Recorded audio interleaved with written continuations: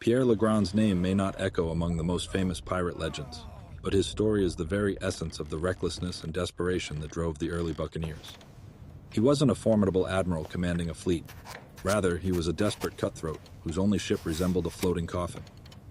His crew, by various estimates, numbered no more than 20, a handful of ragged men, ravaged by hunger and thirst in the vast Caribbean waters. They were on the brink of collapse when a Spanish vice-admiral's galleon appeared on the horizon, a massive, richly equipped flagship, carrying untold treasures. What transpired next went down in history as one of the most audacious and suicidal undertakings in the annals of piracy. Instead of fleeing, Le Grand ordered an attack. Under the cloak of night, using the element of surprise, his men, armed only with boarding sabers and muskets, stealthily made their way aboard the giant. They caught the Spanish off guard, and legend has it that Le Grand himself personally killed the vice-admiral. This incredible capture, achieved by a handful of starving pirates against an overwhelmingly superior enemy, instantly elevated Pierre Le Grand to the status of a living legend. He became a symbol of reckless courage and incredible luck, a role model for all who dreamed of quick fame and vast riches. But the true mystery begins after this triumph. Le Grand seemingly had achieved everything a pirate could wish for. However, soon after capturing the Spanish flagship, he vanished without a trace, taking with him not only the loot, but also the secret of his disappearance. It was then that the legend of the treasures of Mauritius was born, a myth of untold riches supposedly hidden by him on a distant island, which no one ever managed to find. But let's be honest, this romanticized version is merely a smokescreen. In reality, Le Grand's disappearance was far more prosaic and grim than any tale of buried treasure. Forget the romance that surrounded his name. The true tragedy of Pierre Le Grand began long before he became a legend, long before his name appeared in pirate chronicles.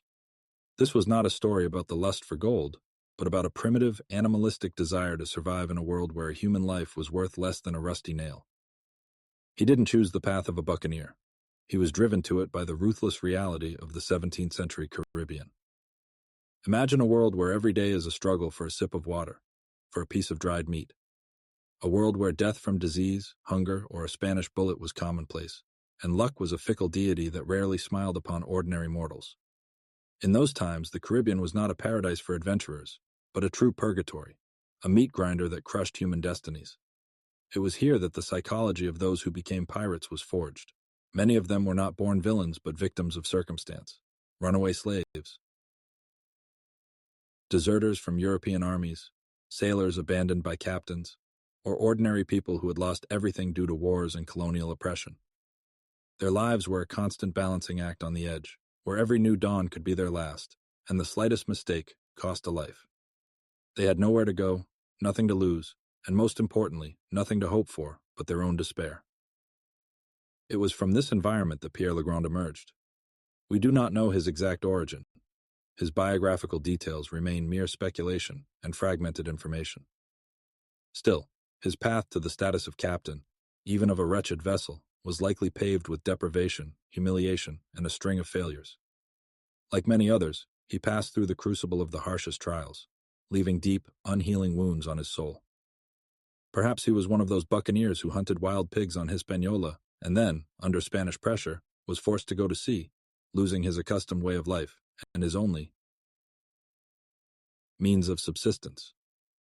Or more likely, he was a sailor whose ship sank or whose crew mutinied, leaving him with nothing, condemned to wander deserted islands. One thing is certain. By the time they encountered the Spanish galleon, Le Grand and his 24 men were in a state of absolute, inhuman despair. Their ship was not just decrepit. It was a floating trap from which there was no escape. Provisions and water had run out. Diseases ravaged the crew, turning strong men into shadows, and the sun mercilessly scorched their last reserves of strength. This was not just the threat of hunger. It was an agony stretched over long days, possibly weeks, where every breath was a struggle, and the mind slowly plunged into the abyss of madness. The psychological pressure in such a situation is indescribable. When a person loses everything, food, water, hope, their consciousness undergoes irreversible changes. The fear of death, the instinct of self-preservation, and logic disappear.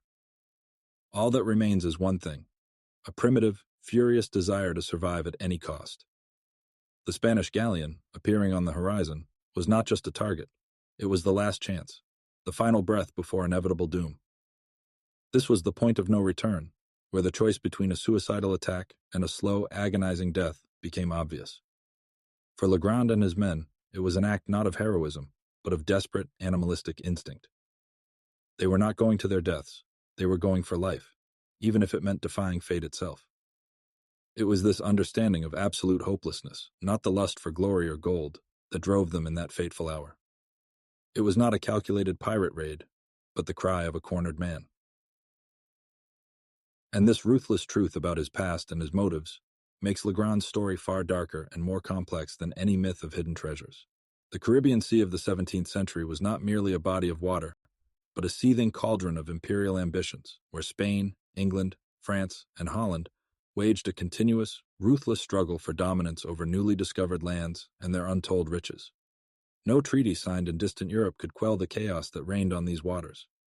Colonial administrations were weak, their power nominal, and distances vast, making centralized control virtually impossible. This created a power vacuum, eagerly filled by those who lived by their own laws, whether privateers with letters of marque or outright bandits. The region's economy was built on brutal exploitation. Gold, silver, sugar, tobacco.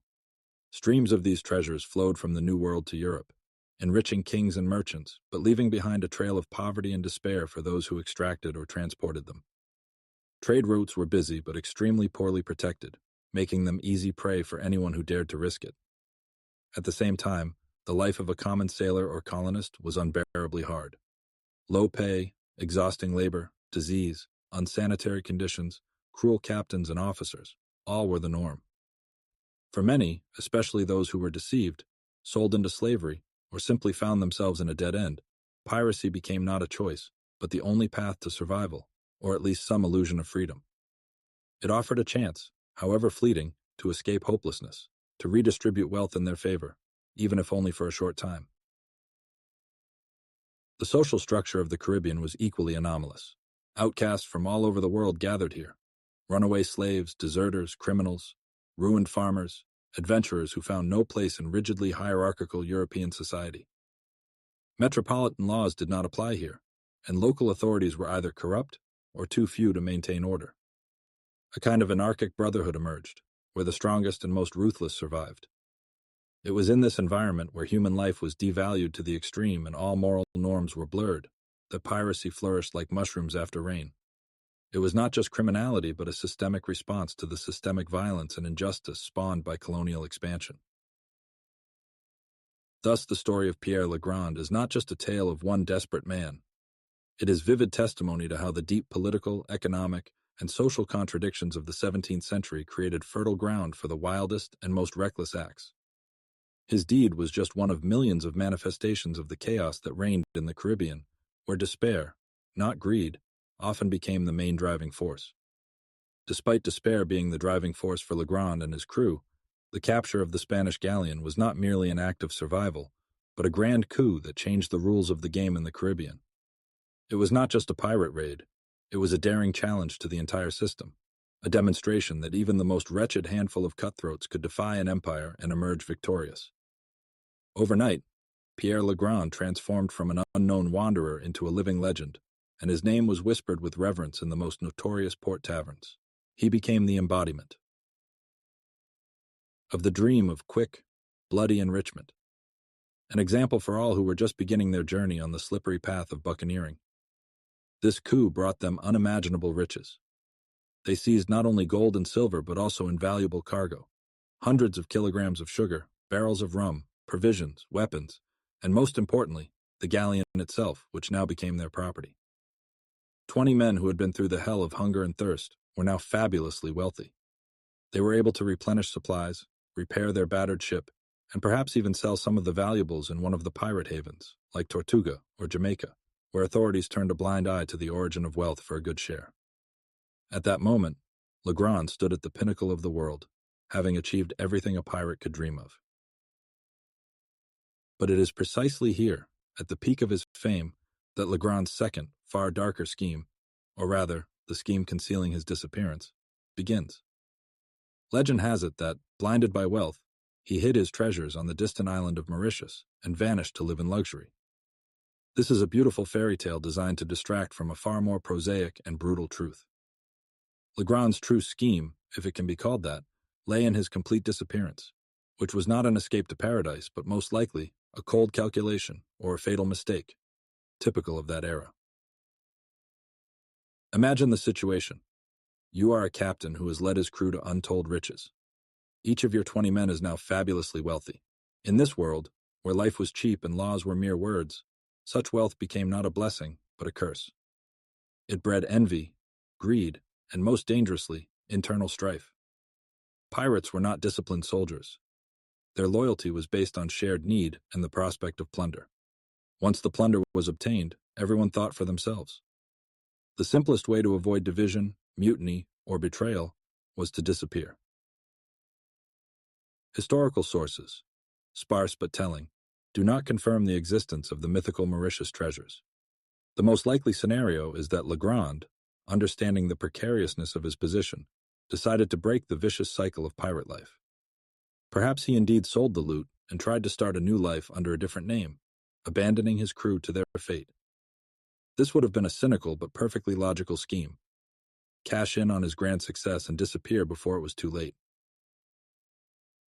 However, there is another, far more common scenario for the pirate world. Le Grand could have been killed by his own men.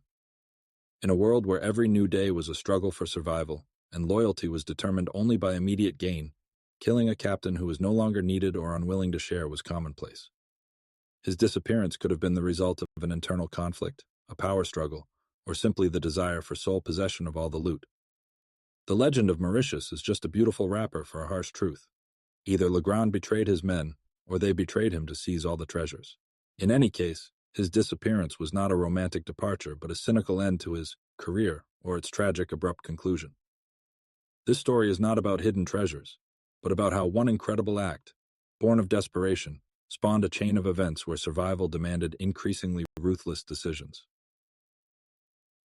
Le Grand was a product of his era, and his disappearance is not mysticism, but the logical conclusion of a man who lived on a knife edge. His scheme is his life itself, full of unpredictable twists and brutal compromises, where even the greatest success could lead to ruin. But how did a man, cornered, with a handful of starving comrades, manage not only to survive but to achieve the impossible? The answer lies not in divine intervention or luck, but in the cold, calculated use of human psychology and ruthless adaptation to circumstances. Pierre Le Grand was not just a pirate. He was a master of survival, who at a critical moment unleashed his true, terrifying potential. Imagine the scene. 20 emaciated shadows barely standing, and on the horizon, a Spanish flagship, a symbol of power and wealth. Any sane person would have ordered a retreat. But Le Grand, standing on the edge of the abyss, saw not a threat, but the only opportunity. His first and main psychological trick was to reframe their perception. He didn't say, "We are going to die." He said, "We are going for life. For our lives, which are on that ship." He transformed hopelessness into fuel and fear into rage. To do this, Le Grand used the most powerful motivator, a primitive, animalistic desire to survive, and consequently, a desire for possession. He didn't just promise riches, he showed them, pointing to the massive galleon filled with everything they had been deprived of: food, water, rum, gold. He painted a picture not just of salvation but of triumph, which would forever tear them from poverty and despair. This prospect, vivid and almost tangible against the backdrop of their agony, made each of the 20 men forget their weakness and focus on a single goal. His charisma was manifested not in grand speeches, but in absolute, unwavering determination. Le Grand did not hide behind his men. He was at the forefront, personally leading them in the pitch darkness, demonstrating his willingness to go to the very end. In a world where every day could be the last, such fearlessness was contagious. He became not just a captain, but the embodiment of their last hope, a man who would not flinch in the face of imminent doom. This created an unbreakable, albeit temporary, bond between him and his desperate crew. As for influence technologies and expert selection, Le Grand acted intuitively but extremely effectively. He had no time for long meetings. He likely singled out the strongest, the most reckless, or those most obsessed with the idea of survival, and gave them specific, simple tasks. Perhaps these were 2 or 3 men who were to be the first aboard, or those who were best with a saber. He delegated not power, but responsibility for executing key stages of the lightning-fast attack, creating mini-leaders at a critical moment. There was no need to create hype. The situation itself had already generated it. Le Grand's task was to direct this hype, this wild energy of despair, into one channel, the capture of the Galleon. He focused them, transforming chaotic panic into a directed, albeit insane, strike. Le Grand's personal capacity for adaptation was phenomenal.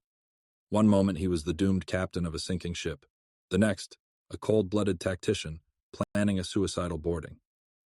He instantly assessed the situation. The Spanish, confident in their invulnerability, did not expect an attack. Their huge ship, their numerical superiority, all became their vulnerability. Le Grand used the night, the element of surprise and speed, to negate all the enemy's advantages. He didn't try to fight by the rules.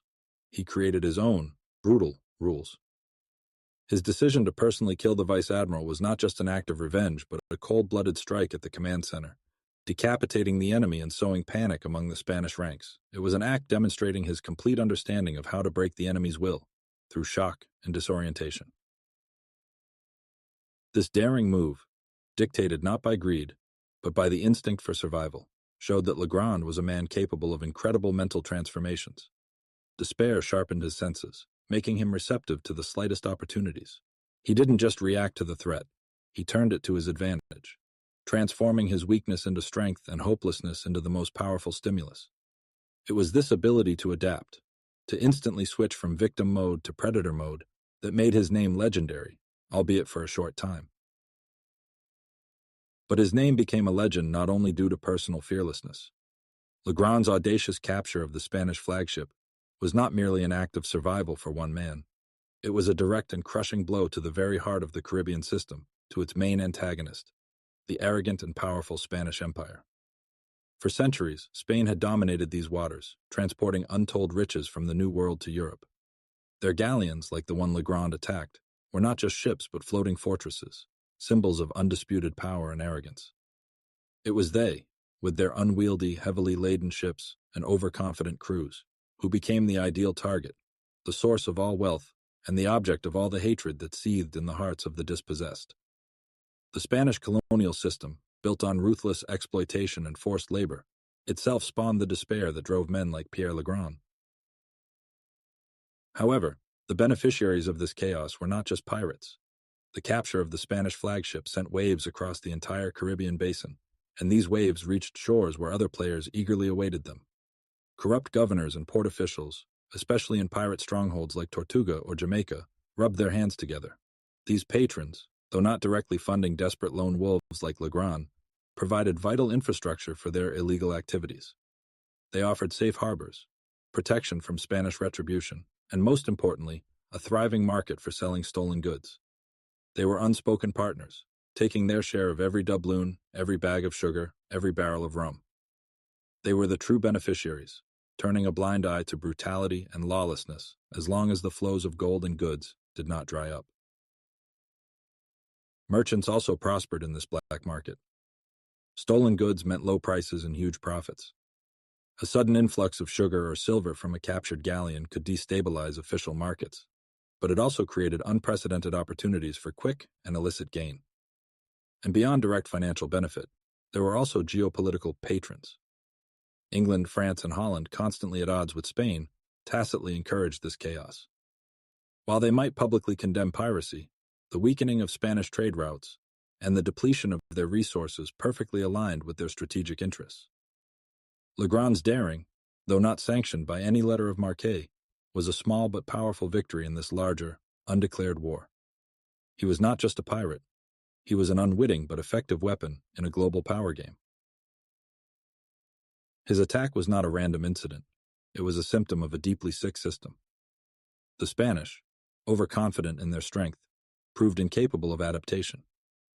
Their ships were slow, their guards careless, and their commanders often too arrogant. This made them an ideal, unwieldy target. Pierre Le Grand, desperate to the extreme, exposed this vulnerability, turning the tables against a seemingly invincible empire. He showed that even a handful of starving men, driven by a primal instinct for survival, could crush a giant. This was not just a robbery. It was a deep psychological blow, a moment of truth for the entire region. The antagonist was formidable, but its weaknesses were now mercilessly exposed, ready for exploitation by anyone who dared to seize the chance. This complex network of beneficiaries, from minor port officials to competing European crowns, ensured that the desperate ventures of men like Le Grand would always find their profitable, albeit bloody, market. It was a brutal ecosystem, where the weak preyed on the strong,